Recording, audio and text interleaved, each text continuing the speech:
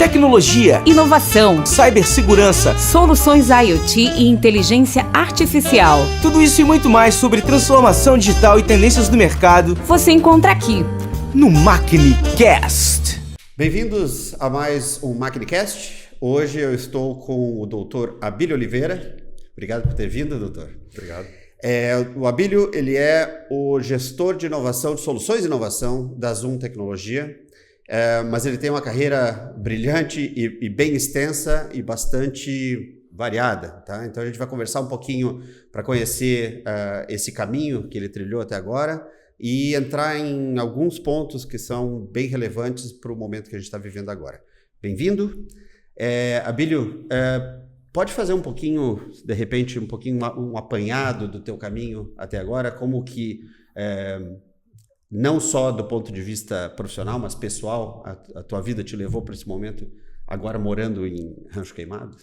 Pois é, morando off-grid. Off-grid. Vamos lá, espero que tenha tempo aí para... São 32 anos de carreira aí até agora. Eu comecei fiz física na Universidade Federal aqui em Florianópolis. Okay. Aí fui me especializando, pós-graduação, sempre trabalhando na área de pesquisa, ciência e tecnologia. Mas quando era acadêmico, o foco era mais HPC e me graduei como especialista em ferramentas de tecnologia remota, né? Coisas simples.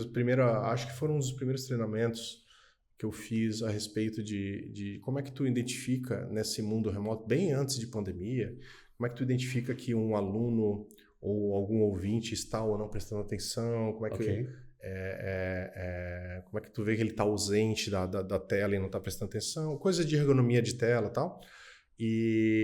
Só que eu não consegui fazer muitos projetos nessa área, aí migrei de novo para infraestrutura, onde eu comecei a trabalhar forte com tecnologia IBM. Trabalhei 20 anos praticamente na Big Blue, 2 países, Brasil e Nova Zelândia. Em 2014 eu me mudei para Auckland, 2013 para 2014 mudei para Auckland, onde eu assumi o papel de executivo da companhia para a área de tecnologia. Cobrindo a região de APAC. Não só a Oceania, mas sim a Ásia Pacific, né, que eles chamam. Eles têm, dependendo do fabricante, eles definem as regiões de maneira distintas, né? O que eles chamam de Ásia Pacific é uma cobertura de Japão e aquele sul da Ásia, né? Incluindo países como Filipinas, Malásia, né? Sri Lanka, Laos. E aí foi uma experiência muito interessante porque, para quem estava acostumado com o ambiente brasileiro, clientes, né, o nosso modo de fazer as coisas é um choque cultural. Certo. Mas também a gente já avançou acho que uns 15, 20 anos aí na minha carreira, mas também foi um desafio profissional que antes eu era muito focado em infraestrutura, em hardware propriamente dito, o que aquela caixinha pode conseguir te entregar. Mas aos poucos eu fui migrando para literalmente começar a vender solução. Que é aquela coisa que todo mundo almeja, mas raros conseguem, né? Efetivamente entregar um valor para o freguês, para a organização final, né? E daí de um executivo de infraestrutura, os meus últimos projetos antes de sair da companhia já foram muito impactantes, como conseguir medir o impacto cognitivo que o celular tem em adolescentes e crianças, conseguir medir a biomassa de peixe com câmeras submarinas para uma pesquisa científica, identificação de espécies. Esse projeto é muito interessante, que a gente começou com a preocupação de uma espécie que estava em extinção na baía no Hauraki Gulf, que é uma baía de Auckland. Como seria aqui como é que chama aqui a baía? A Baía Norte. Imagina que centenas de anos atrás existiam espécies que estão em extinção agora, que provavelmente existem, mas a gente não sabe delas. E assim, primeiro a gente, via câmera, começar a identificar comportamentos e diferenças do ambiente que possam levar a extinção daquela espécie. Então, não é tecnologia por tecnologia, porque tu pode estar com a melhor tecnologia do mundo, você não conseguir salvar a espécie, não adiantou de nada. Não adiantou, exato. Nada, né? Nem processo, nem tecnologia, nem software, nem hardware. Perfeito. E em 2023, no final de 2023, o NZ Herald publicou uma nota como a empresa, essa organização, né, que é a NIWA, conseguiu salvar as espécies via o uso da tecnologia de computer vision. Então, assim, foi muito show. E isso era só um piloto. A gente fez isso como piloto. Aí eu falei, cara, o modelo está montado, os modais, né, os modais já estão feitos, né? O que a gente pode fazer mais? Aí eu falei assim, cara, vocês querem identificar as espécies de maneira individual? Então, assim, porque nem toda baleia orca ela é igual. Ela é menor, outras são maiores, uma tem um arranhado aqui, etc. Então, assim, com o passar do tempo, a gente foi treinando, retreinando os modelos para identificar as espécies. A gente conseguia identificar individualmente uma baleia orca, individualmente uma baleia azul, uma cachalote. Então, assim, para quê? Primeiro, tu não precisa já pregar um brinco naquele bicho para fazer ele sofrer, que vai ser rasgado. Não etc. invasivo, né? Não invasivo, só estou observando, né? Então, assim, esse é um belo exemplo de uso, bom uso de tecnologia. Não um projeto gigante de tecnologia, porém é um projeto impactante, né? Um outro exemplo, que aí foi um pouquinho antes desse projeto aí da NIWA, foi em algumas forças de polícia que eu atuei, não só lá, mas em outros países também do globo, ao qual a gente usou inicialmente a dashcam para treinamento de policiais. Tá. Porque, por exemplo, nos Estados Unidos, os policiais eles não são as pessoas mais polidas e educadas do mundo, né? Vamos dizer assim. E como é que você corrige posturas para baixo e para cima? É complicado, sem ter uma base de dados. Então, assim, esse projeto era muito mais complexo, porque não é só filmar e ver o que está acontecendo e olhar o filme um por um, porque é impossível. A gente, em uma polícia que a gente fez o projeto, o dimensionamento estava sendo, assim, quase 60 petabytes de dados por semana. Por semana? Por semana. Tá. Estamos falando aí de, sei lá, 6.000 viaturas. Né? Então, assim, é muito dado. E aí, a gente incorreu E aí, isso que foi legal tecnicamente nesse projeto, porque é tudo a respeito do desafio. Cara, a gente tem aqui quase exabyte de dados de um mês de monitoramento. O que a gente faz com isso? A gente estava incorrendo num processo científico chamado Enterprise Amnesia, que é a amnésia corporativa. Poxa, todo mundo fala que dado é o novo óleo, o novo petróleo. Eu esqueci o nome do autor que falou isso lá em áureos de conceito de Big Data, uns 20, 30 anos atrás. Só que ele esqueceu de dizer que o dado é o novo óleo, o novo petróleo, desde que você tenha o dado certo. Muitos projetos de inteligência artificial, eles falham justamente você não tem dado condizente com o que tu quer resolver. Então, aí começamos a aplicar nesse projeto o que a gente chama de enriquecimento semântico, ou enriquecimento de contexto. Para ter novas inferências. Um exemplo bem simples, tá? Semifinal Copa do Mundo, Qatar 2022, acho. O que acontece? Jogo França e Inglaterra. 24 minutos do primeiro tempo. Harry Kane, quase na área, é derrubado pelo zagueiro francês. O juiz fez aquele famoso gesto, né, que todo mundo conhece no futebol. Foi chamar o VAR. Foi chamar o VAR, né? E o VAR... um sistema automático de inteligência artificial somente, foi ver se aquilo era pênalti ou não. E realmente não era pênalti. A falta foi feita 34 centímetros fora da área. Porém, nem falta foi cobrada. Nem falta foi dada pelo juiz. Ou seja, pela falta de contexto, a inteligência artificial, todo mundo fala, não, o VAR não funcionou, o VAR roubou para A, para B, principalmente em inglês, que não gosta de perder em futebol. Mas assim, tirando a piada do não saber perder, a IA funcionou perfeitamente. O que aconteceu foi falta de contexto. Tinha um contexto maior ao redor para dizer que, olha, não foi pênalti, porém, foi uma falta, cartão amarelo pro jogador da França. E poderia muito bem, como era muito próximo da área, poderia muito bem ter sido um gol para a Inglaterra. E não foi, e a gente viu que a Inglaterra foi desclassificada naquela semifinal ou quartas de final, não lembro agora. O ponto é falta de contexto. Então, assim, como é que você resolve isso? Com enriquecimento semântico, ou data, auto-tagging, auto-classifying data, que é justamente após a ingestão de dados, como é que você trata esses dados, como é que você classifica esses dados. Então, aí como executivo, o legal é porque você pode olhar para outros horizontes e perceber que tem mais coisas a ser abordada, porque quando você defende uma caneca, para tudo prego, tudo é martelo. Né? Então, assim, mas quando você olha para outras opções, você, posso conseguir isso via outras ferramentas, outras tecnologias. Então, aí isso findei o meu legado de quase 2 décadas aí de Big Blue. Abri a minha empresa lá fora, onde é responsável pela venda dos meus livros da Amazon. Eu tenho 6, 7 publicações aí hoje, atualmente. Legal. Vários best-sellers. Não, mentira. Não existe. Todo mundo tá no caminho. Tá no caminho, vai chegar lá. No primeiro mês, é engraçado isso, que no primeiro mês eu estava vendo como é que funcionava o site da Amazon, do self-publication, né? Eu falei, tá tudo certo, mas não tem ninguém comprando. E aí eu vi todo um mercado paralelo para te oferecer marketing para vender na Amazon, entendeu? Para impulsionar. Então, assim, eu falei, caceta, não existe almoço grátis mesmo, né? Não tem.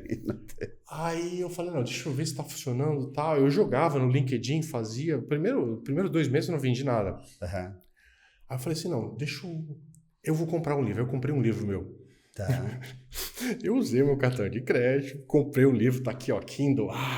Beleza, tal. Beleza, cara, mas não faz sentido. Eu escrevi ele, né? Mas eu queria saber se o processo funcionava. Sim. Funcionou, perfeito. Eu não sei dizer se isso é algoritmo ou não, mas a partir do momento da primeira venda, isso me botou em uma outra estante, ao qual eu comecei a vender mais livros a partir daquela semana. Tá? Então, assim, se isso é casual ou não, eu não sei confirmar. Porém, assim, muito coincidentemente, comecei a ver. Aconteceu. E aí, estamos em 2024, depois de quase 12 anos fora, a gente muito longe da família, quando a gente migra de um país, né, principalmente como o Brasil, que a gente é muito caloroso, muito família, e tu vai para um local onde não se dá mesmo trato para os pais, né? Existe uma separação muito grande, né? Principalmente em colônias britânicas, como é o caso da Nova Zelândia. Decidimos voltar. E aí, isso fazem 10 meses, né, que eu estou aqui de volta. Sim.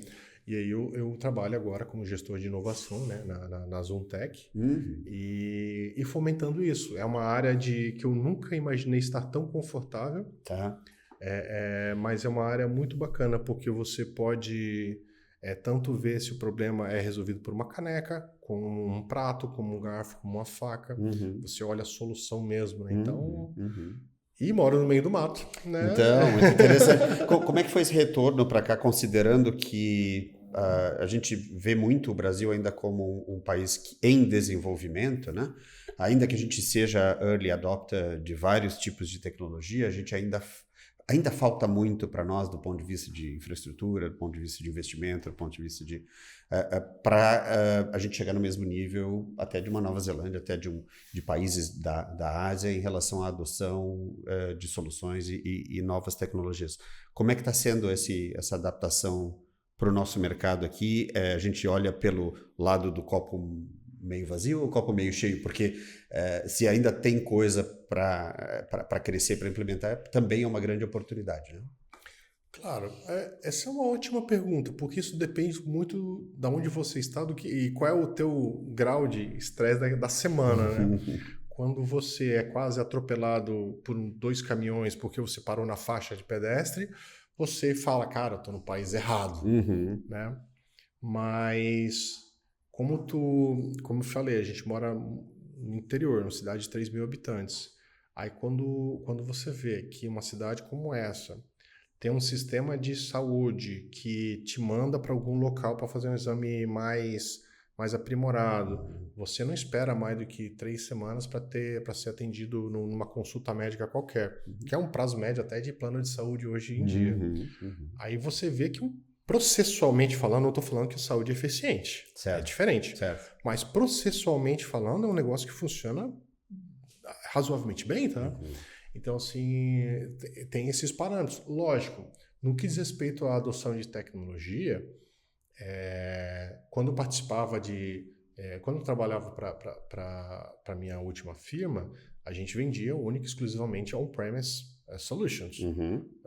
Não tem esse negócio de cloud first. Cloud first é um negócio da AWS. Aqui é on-premise first e deu, né? Era o que a gente tinha. Eu concorria em RFPs com a AWS. Eu tinha lá uma opção on-premise, XPTO, uma opção cloud, outra opção cloud. Então, eu concorria com Alibaba, eu concorria com Tencent, concorria com Azure, e estava lá 2, 3 opções on-premise também. Então, o que é um amadurecimento que eu ainda não vejo aqui. O pessoal vê cloud como um único sentido. Ou você vai, ou você vai.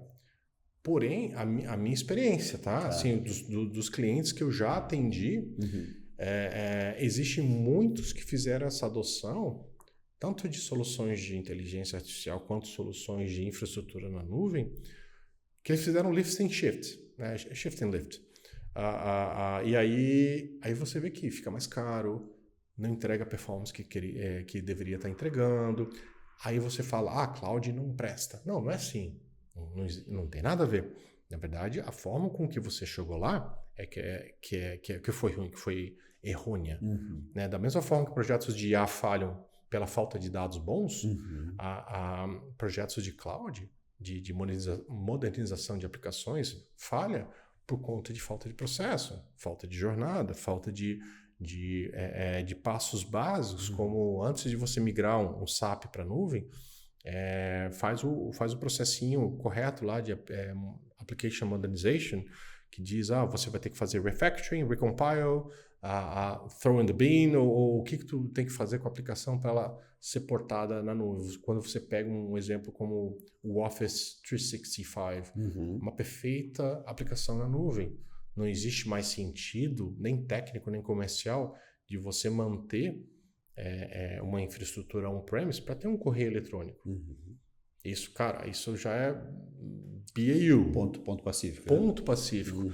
Agora, quando você pega aplicações core, né, pega bancos que usam muito mainframe ainda, tu pega fábricas que têm o seu ERP todo automatizado por um SAP, por um EBS, né, que é da Oracle, você vê que é uma outra figura, você tem que ter muito mais cuidado na hora de migrar.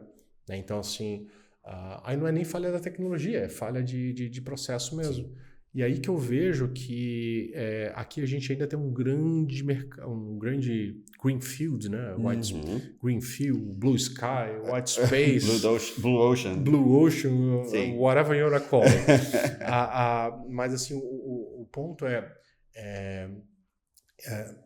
conversar com as organizações e ver e propor as jornadas, né?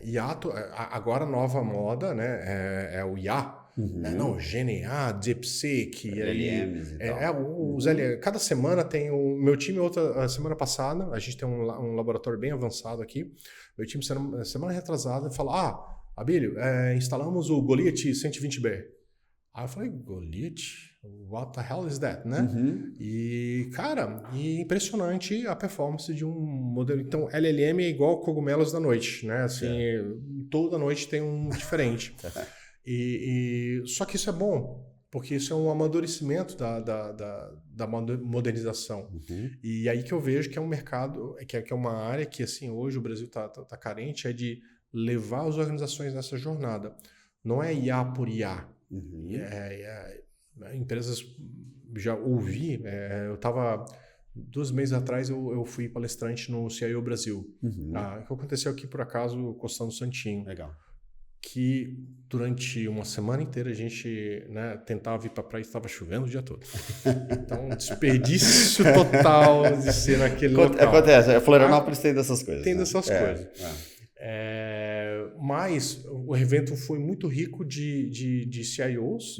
Era a versão Gov, né, do CIO Brasil, né, do evento, era a versão só de líderes públicos. Né? Legal. E estava muito claro alguns aspectos. O primeiro dele é a governança de dados, data sovereignty, né? Ok.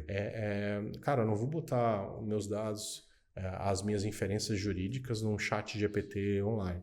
A gente sabe que muitos fazem, mas não é a melhor... Eu estive no evento da Serpro em fevereiro, onde eles publicaram uma cartilha da boa governança de dados em relação ao uso de IA, das IAs generativas. Né? E lá está claro que ChatGPT não necessariamente vai para os dados que você precisa proteger, porque você não tem garantia de privacidade, não tem garantia do uso daquilo, como que as pessoas vão estar usando aqueles seus dados, né? Isso é uma preocupação latente, segurança. Tá. Quem está usando os meus dados? A outra grande preocupação é a questão da jornada. É que assim, Abílio, eu tenho aqui a minha infraestrutura, ela custa muito dinheiro, eu vou jogar tudo para a nuvem. Eu falei, tá, mas vamos fazer uma conta matemática, né? Então, assim, você está falando com um físico, um pseudofísico, nunca atuei como físico, tá? Eu sou um físico fake. fake. Na época de fake news, eu sou um físico fake. Mas eu entendo muito de números, então vamos fazer uma conta básica. Você tem o histórico desse equipamento em 5 anos, versus o que você vai pagar como subscrição. Já de cara, essa conta fecha para você? Se já não fechar, é um business case muito ruim. Então, assim, só que essa troca, às vezes fecha, não sei. Mas essa troca de informação, ela não está sendo feita. As organizações não estão tendo o tempo, elas estão tão ocupadas no dia a dia em tapar os buracos do barco que ninguém está vendo para onde está indo. Mas falaste sobre essa questão do lado da governança pelo setor público também, que tu tem experiência também com o setor público. Então, se for comparar hoje setor privado e setor público, quem está mais maduro nesse processo? Cara, eu diria que cara, eu não vou afirmar nada aqui, porque isso pode causar haters. Onde estão os maiores desafios? Tu acha que estão no setor público ou estão no setor privado? Cara, assim, o setor privado, ele tem uma vantagem em relação a isso, que é a falta de legislação a respeito do que fazer com os meus dados. O dono fala, eu não quero que nada saia ou quero que alguma coisa saia e acabou. Um exemplo muito simples, né? Que eu acabei de falar. E isso faz com que o cara possa avançar muito mais rápido, é um ambiente muito mais dinâmico. Então essa é a grande vantagem eu diria. Os desafios são os mesmos, né? Porém, a empresa privada, ela pode perder clientes, ela pode perder para a concorrência, porque você fala de privacidade, mas os cyber-riscos estão aí, ela pode perder dados para a concorrência. Eu vi um hospital, eu vi um ataque a um hospital em Sydney, ano retrasado, ao qual o hospital ele fechou as portas durante 3 dias. Uau! Tá, então assim... E é uma instituição privada que presta serviço para o governo e tal. Sim. A grande parte do dinheiro vem do governo, lógico. Igual os nossos hospitais aqui, né? A estrutura mais ou menos nessa linha. Porém, o hospital fechou. E era uma TI bem madura. Aí as pessoas foram perceber o porquê.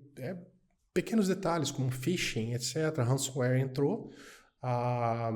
Verificou onde estavam os bancos de dados.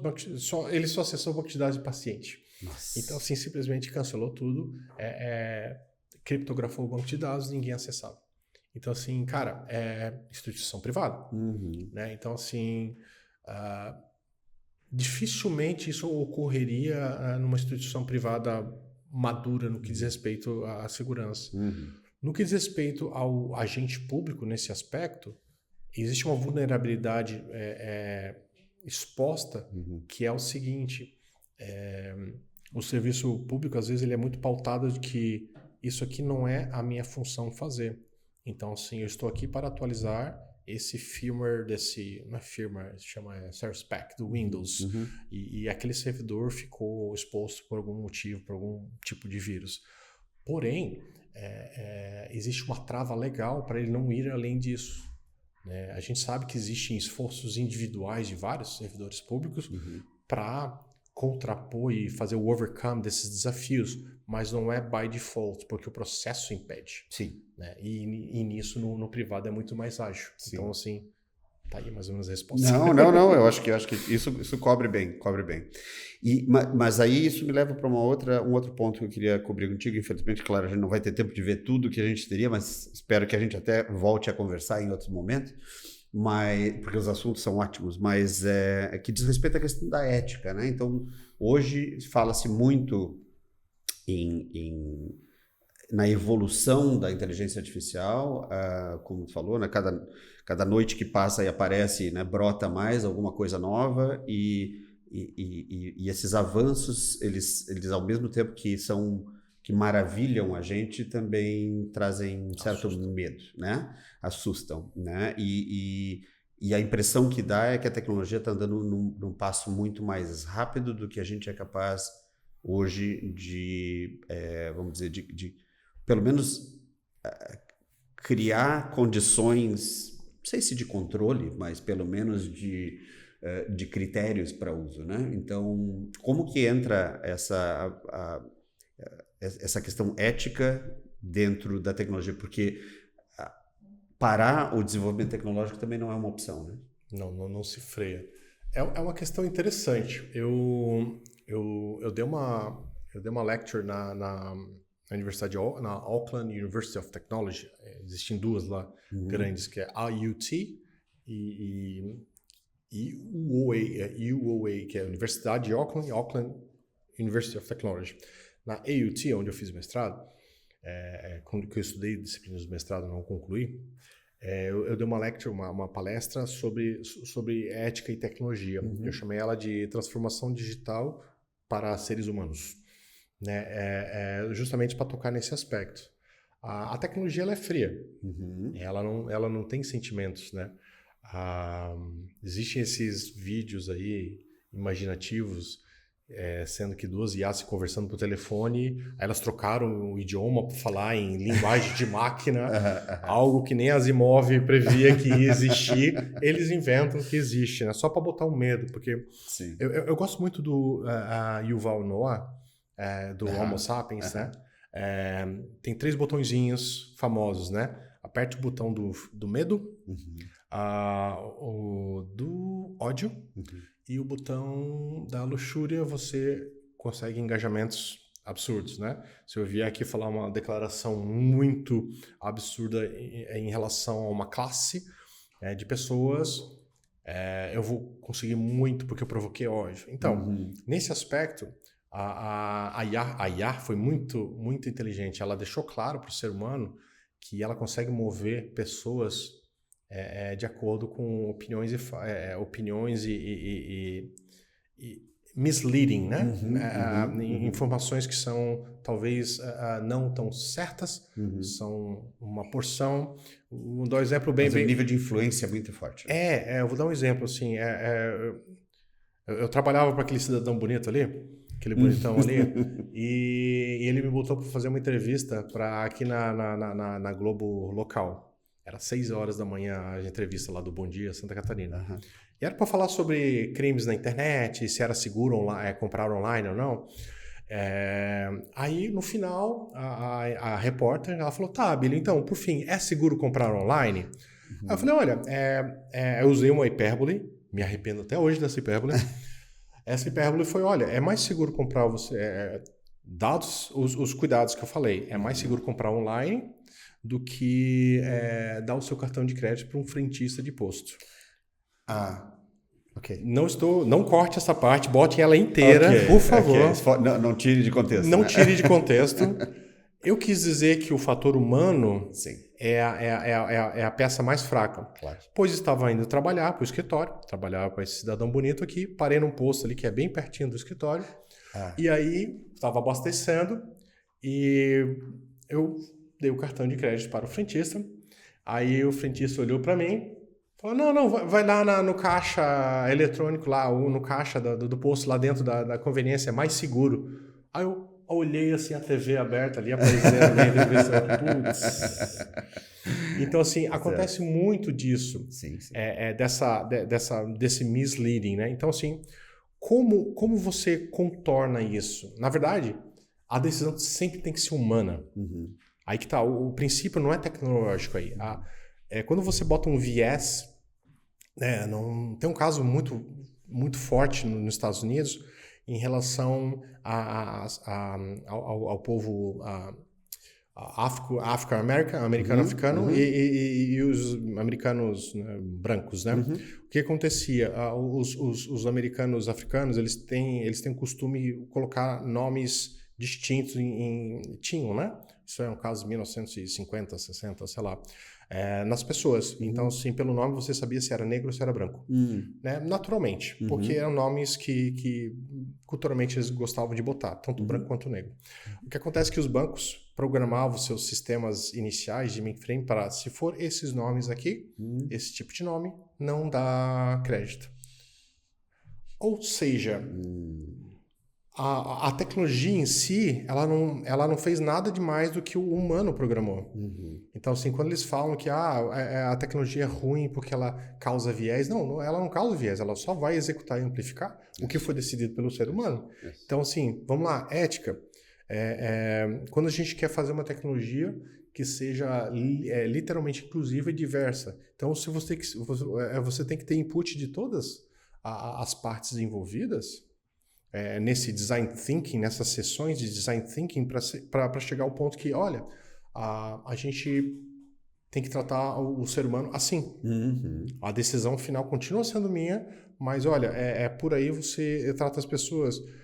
Mas isso não é aplicável no dia a dia? Sim, Quando a gente vai para um site e tem que falar com desculpa o meu francês, uma porcaria de um chatbot, e você fala, olha, estou frustrado com isso e aquilo, e ele fala, não entendi a sua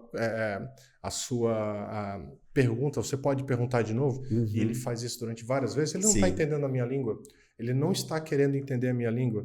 Isso é um pouco de moral e ética para esse tipo de ambiente. Então, assim, se você não tratar de questões humanas para a tecnologia, aí que é o desastre. Claro. Né? Então, assim, a tecnologia vai continuar... Não é a tecnologia que tem viés racista, viés pedófilo, sei lá, qualquer ista que você possa botar. Não é a tecnologia que faz isso. São seres humanos por detrás que colocaram assim. E é culpa desses seres humanos por detrás? Talvez não. Talvez eles não tinham outra história para contar a não ser aquela. Então, assim, como é que a gente conta uma nova história? Então, assim, vamos abrir a discussão. Perfeito. Né? Então, Perfeito. Assim, é um passo inicial, eu diria. É um passo inicial, eu acho, uma longa jornada, né? Com certeza. Aí tem um outro ponto que a gente vai deixar, inclusive, para uma outra conversa, porque daí senão a gente abre aqui e não sai mais, que é a questão justamente da soberania das decisões, considerando o fato de que hoje a tecnologia como um todo é global, mas os aspectos culturais e de legislação também são individuais de países, né? Sim. Então isso é uma outra conversa. Mas, Abílio, muito obrigado por ter participado dessa conversa hoje com a gente. Espero que tenha sido tão agradável para ti como foi para mim. Aprendi muito e espero te ter aqui de novo em outro momento. Eu que agradeço. Obrigado. Tá bom. Muito obrigado, Fábio. Obrigado, gente. Até a próxima. Tecnologia, inovação, cibersegurança, soluções IoT e inteligência artificial. Tudo isso e muito mais sobre transformação digital e tendências do mercado você encontra aqui no MACNIcast.